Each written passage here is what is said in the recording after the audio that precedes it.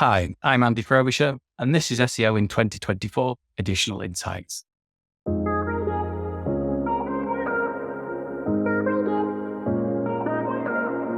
Andy, what's your additional insight for SEO in 2024? My additional insight is why you shouldn't let your technical SEO slip after the helpful content update.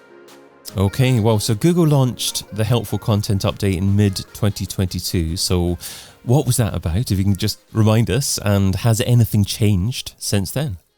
Yeah, so the helpful content update was essentially a really big Google update in terms of how it impacted a lot of sites that were churning out content, probably at scale. It was really going after low quality content or content that wasn't particularly helpful. And it's really honed in again with this relevance thing that I think a lot of people are talking about in SEO. You know, do you have the expertise and authority to talk about that subject? Is that content generally seen as helpful? Are people engaging with the content on the page? Are they going back off to Google? Or, they bounce it back to Google, or are they actually staying on your website? And a lot of this stuff caused quite a lot of scare in the industry, obviously, because a lot of content-led sites were impacted.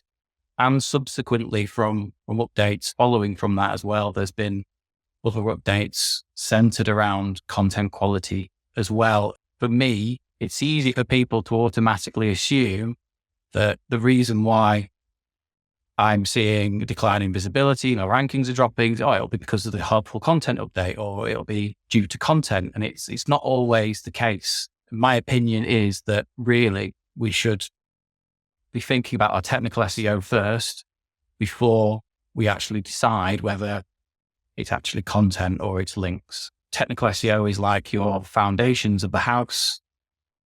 You can't build your house without the foundations. If there's something structurally wrong with your house, check the foundations. Is there anything, a problem there that might be causing the house to fall down? So it's that analogy really of, you start with the technical SEO. Okay, is there anything there that actually could be the root cause of why we're seeing ranking declines, why we're seeing loss in impressions and traffic, before we determine whether actually it is actually the helpful content update or it's around content quality itself. That's a great point there. So essentially, since the helpful content update, too many SEOs have probably gone to that initially to try to determine what the challenge is, what the issue is with maybe not getting rankings or having rankings slipped. But you're saying, look, there's no point in doing that to begin with. To begin with, you absolutely have to check the technical health of your website. And if that's not performing to a decent standard, then ignore helpful, because you're going to get too many mixed messages and you're not necessarily diagnosing the correct issue. Yeah, exactly. And you can be pulling your hair out. You can be doing all the right things that you've been told to do, and you're not really seeing anything change. And yes, Google have said that sites that actually are impacted might see a difference in the next core update, not a quick thing, but we have seen sites recover from it. So if you're pulling your hair out, wondering why on earth I've made all these changes, I've done these things, but nothing's happening, it could be because there's actually a fundamental underlying technical problem that's actually the root cause. If your rankings haven't completely dropped out of the top 100, you were used to having rankings in the top 10, top 20, but now you're struggling to maybe get them into the top 50. That could be a signal that actually there's a technical problem with Google being able to either discover, crawl, or render a page on a website or pages on your website. So what are the key aspects of technical SEO that you shouldn't let slip? For me, it's essentially probably a few areas, and it's you start with just make sure that Googlebot and other search engine crawlers are not blocked from accessing important pages, whether that's accidentally blocking them via robots.txt, whether it's incorrect canonicals and Google ignores that URL, whether it's soft 404s, different things like that. Making sure that Google can fetch and render the page in full in a good timely fashion. There is a bit of a rule of thumb that if it takes Google longer than 5 seconds to fetch that page and render it, it's going to move on. Google doesn't have an infinite amount of resources. It's not going to wait around forever to fully understand that page. It will move on to the next one. So don't give them a reason to do that. So site speed, good server response times are really important. If your site's JavaScript heavy as well, make sure Googlebot can easily fetch and render that content that's provided by a JavaScript, as well as HTML. If you're using client-side JavaScript rendering, maybe using something like pre-render that will allow Googlebot to see a cached HTML version could be a nice temporary measure to make sure you're not seeing any unwanted issues with long load times to render that JavaScript. And then just make sure there's like really, really good internal linking structure in place so Googlebot can easily follow and understand your site structure. I think that one is quite often sometimes forgotten about a little bit, especially when I've worked across websites, and one of the first things you have to do is an internal linking audit. Okay, so lots of great individual tips there. Googlebot blocked, fetch and render, aim for less than 5 seconds there. You talked about JavaScript, potential fetch and render issues there as well. Maybe you advised perhaps use pre-render, a temporary render. Yeah, so this is a temporary solution. It's a product that's out there so if you're having issues with Googlebot not being able to render JavaScript through client-side rendering, pre-render will actually cache a full HTML version of that page and provide that for bots and crawlers only. Now, the advantages there are that client-side rendering does have improved UX for users because you're essentially caching that JavaScript file in the user's browser. So as they're searching around pages, it loads much faster. Whereas with server-side rendering, although that's much, much better for Googlebot because it gets a full HTML view of the page delivered to them straight away, it does take a little bit longer from a user perspective for that entire thing to be loaded. So that's prerender.io, I presume you're talking about? Yeah, that's correct, yeah. And why is this only a temporary solution? Google recommends that it should only be a temporary solution because essentially they don't want it to be seen as cloaking in a long term. Google, essentially, that's against Google's policies in terms of cloaking for bots and crawlers, displaying different content for them.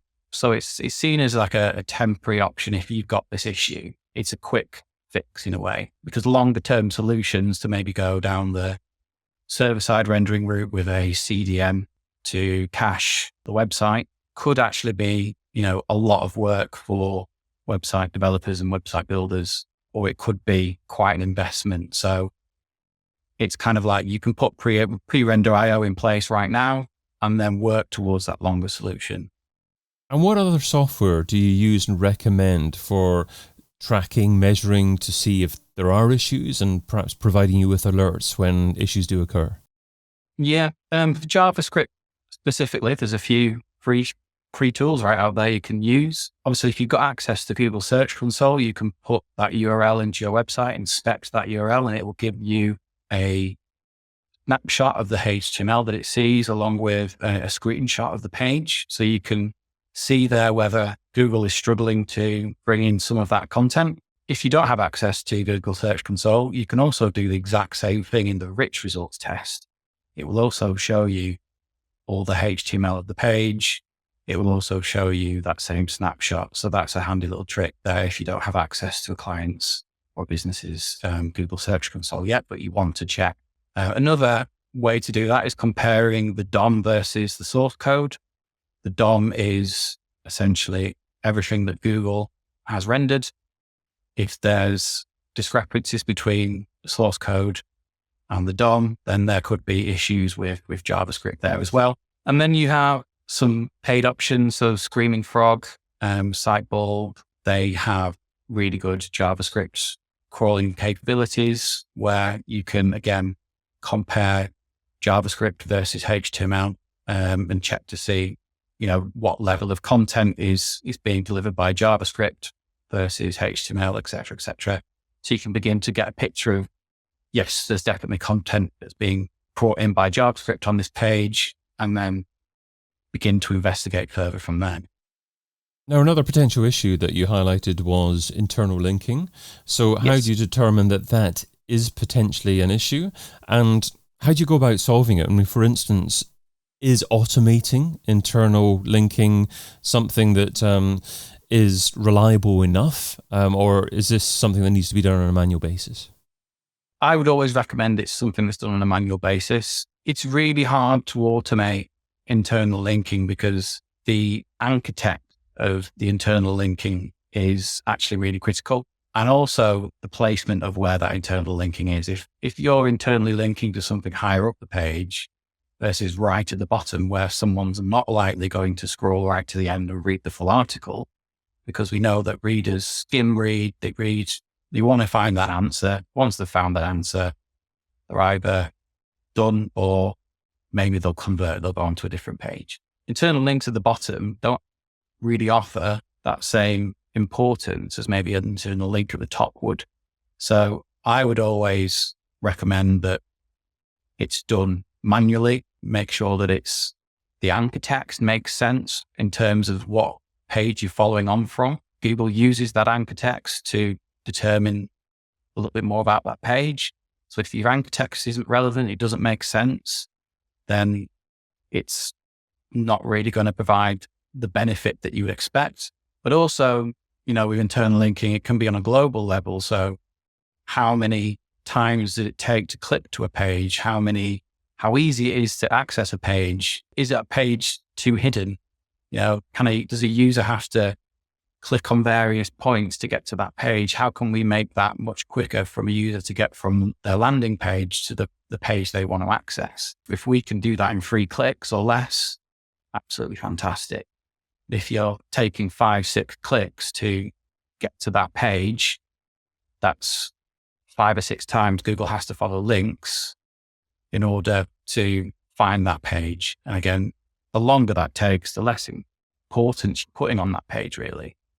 So I was going to ask you actually about how you go about identifying the foremost opportunities for internal linking. And you highlighted the fact that obviously some pages may have up to 6 or even more clicks that it takes search engines and users to actually find that page, discover that page. Is that the initial opportunities that you tend to focus on? That's one of them. So it's how many clicks does it take to get to that page? So is the click depth too large? How many internal links are pointing to important pages? So there's been plenty of studies out there that show that theoretically, the more links you have pointing to a page, the more importance you're giving it. Obviously, you want those links to be relevant. So from relevant content. So if you've got a hub page that's about selling cars, it might be you've got relevant content around questions or answers that will help around that topic. So topically relevant links, internal links to that page. So you want lots of those. So if there's a lack of them, then we're looking to add internal links. Likewise, if there's loads that actually aren't relevant, then you would probably look to remove those.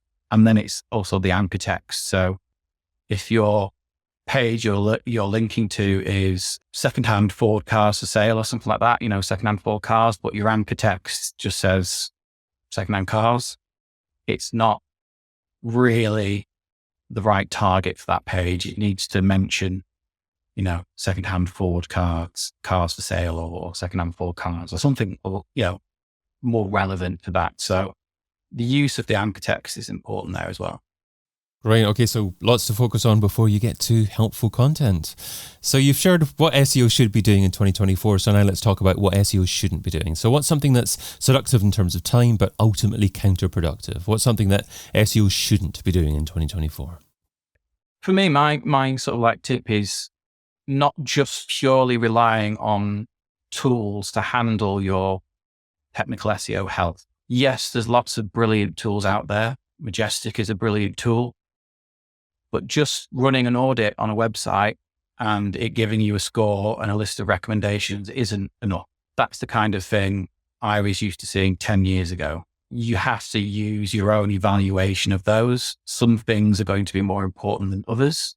Some things will make a larger difference than others. Some things may be more difficult to achieve than others. So you've got to use your own experience to prioritize what is needed, what isn't needed, what should be done first over other things, what's going to make the most difference to help towards your targets and KPIs. But also, sometimes these tools will give you a hint at what actually could be a bigger, deeper problem that might lead to your experience being able to figure out actually a much wider problem than what the tool is potentially suggesting. So always use your own initiative, experience and skills, and don't be afraid to delve into things yourself. Use various other tools and software as well to potentially check to see if that hunch or that gut feeling is right. And don't be afraid to investigate those things. Yes, tools are going to be great for showing ongoing health. Are we improving things as we go along? It's going to spot other things, but don't be afraid to do a lot of that evaluation yourself and make sure that you're doing the right things that are going to make a difference. Great advice. And bringing it back to your house analogy, you wouldn't just give a novice a set of tools and say, right, go and build a loft extension. Yeah, you actually need to know how to use these tools, and that will place you head and shoulders above your competitors in your industry. Absolutely. Andy Frobisher is a freelance SEO consultant, and you can find him over at andyfrobisher.com. Andy, thanks so much for adding your additional insight to SEO in 2024. Thank you.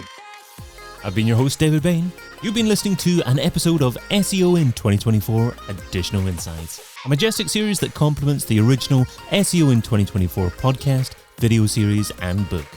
Find out more at SEOin2024.com.